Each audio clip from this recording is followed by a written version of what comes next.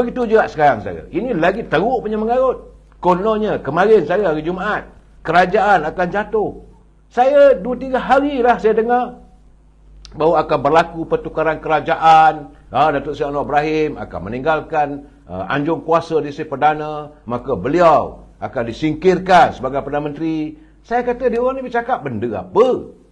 Kenapa anda mau menipu warga? Apakah anda tahu soal perlembagaan?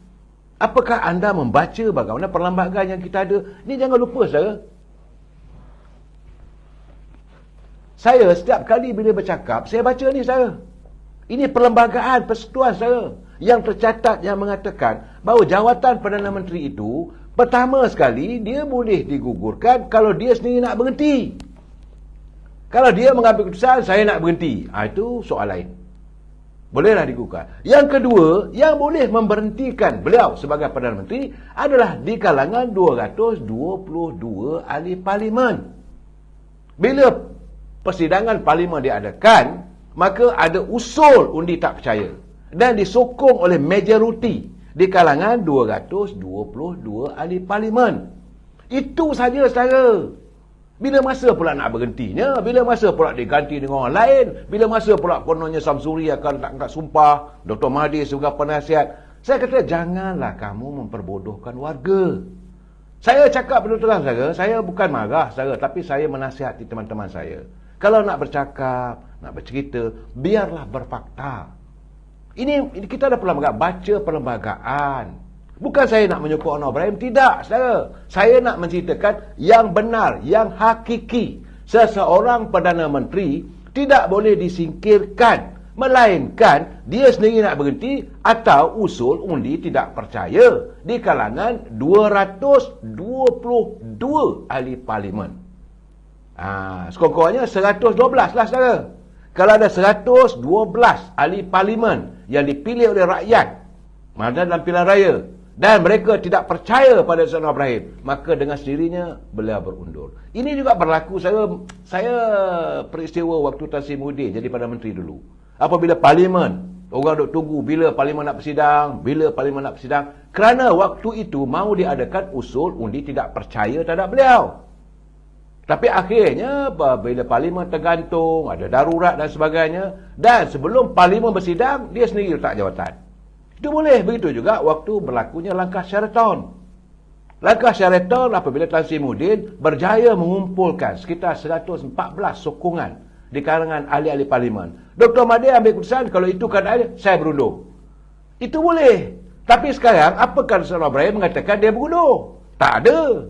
Apakah ada Dewan Rakyat akan bersidang? Tak ada. Parlimen cuma akan bersidang mengikut jeda waktu yang saya dapat pada 23 Februari 2024. Tang mana mengatakan hari Jumaat lepas akan angkat sumpah Datuk Seri Yang Amat Berhormat Datuk Seri Samsuri sebagai Perdana Menteri. Di sinilah saya katakan apabila rakyat diajukan, ditonjolkan dengan isu-isu cerita-cerita yang mengarut saudara.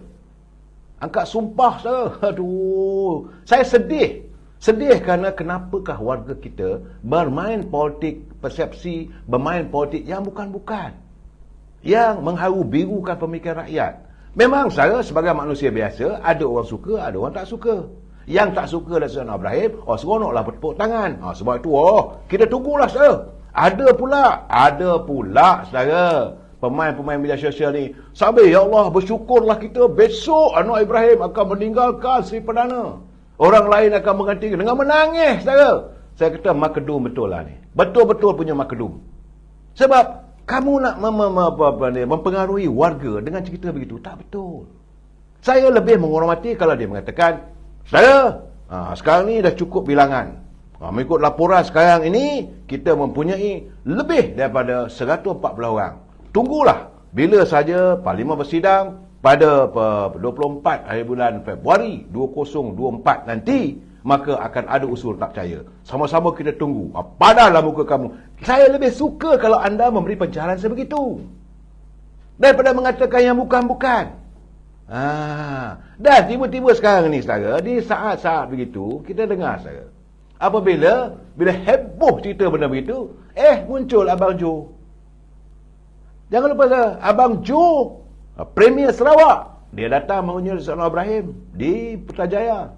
Dia memperkukuhkan, mengatakan Sarawak is concerned. Itu pimpinan, ahli-ahli parlimen daripada Sarawak, semua tetap berdiri kukuh di belakang Datuk Seri Anwar Ibrahim. Tang mana letaknya sekarang ni?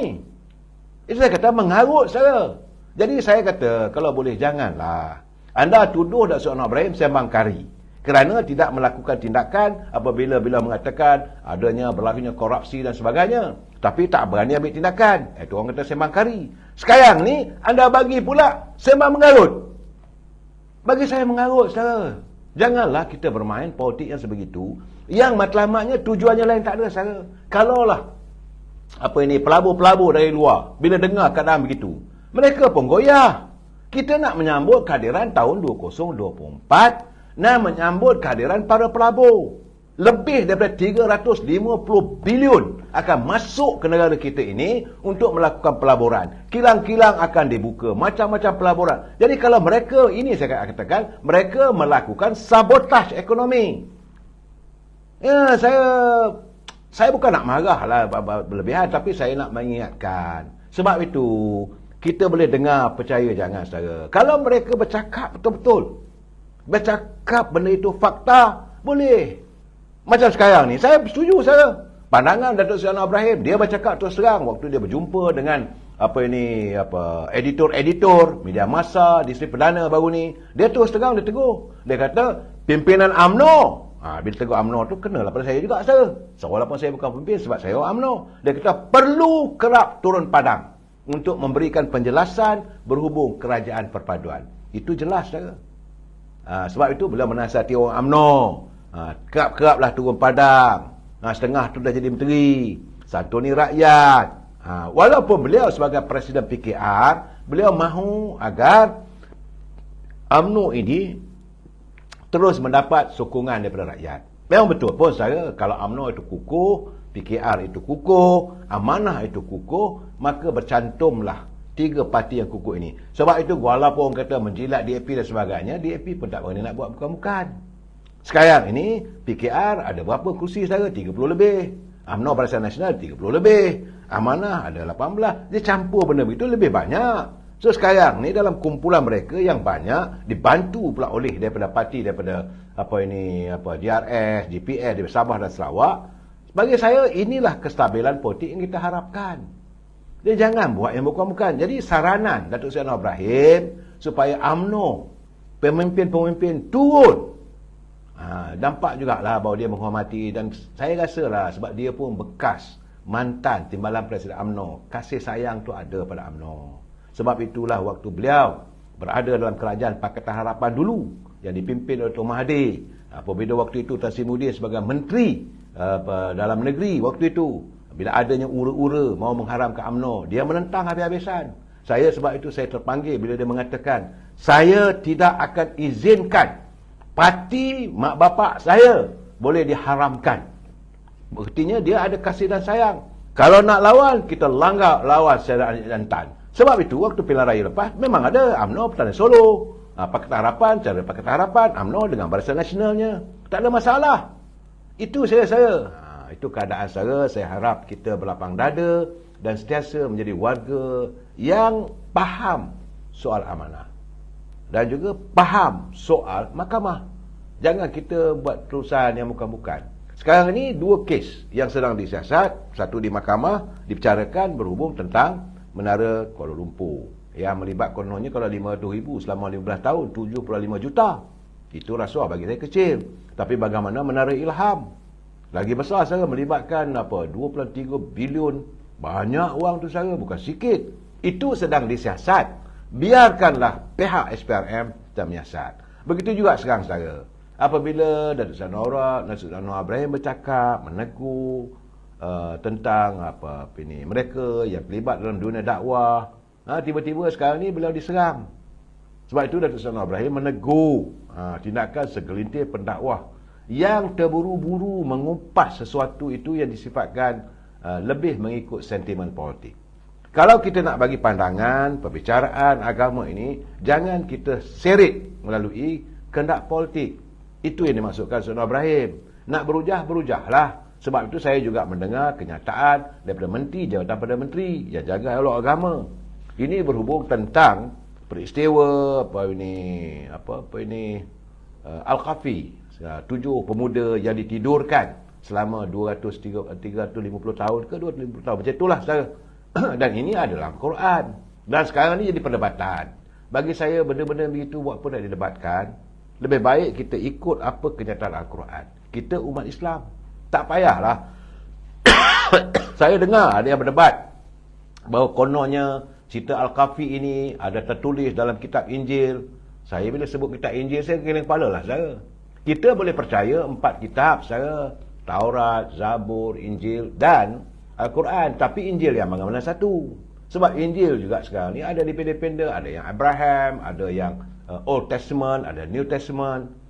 Jadi yang perfect, yang sempurna segala-galanya, tak lain dan tak bukan Al-Quran. Ikutlah apa yang dicatatkan oleh Al-Quran itu. Tak payah nak berbalah-balah, saudara.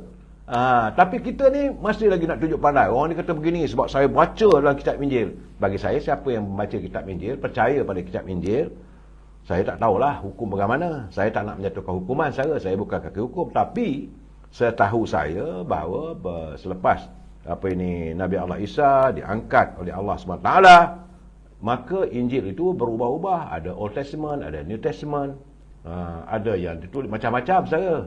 Macam juga kita ni kadang-kadang juga banyak juga mazhab-mazhabnya. Tapi Kristian juga ada banyak juga saya. Jadi yang mana satu? Ya tak payahlah kita nak refer.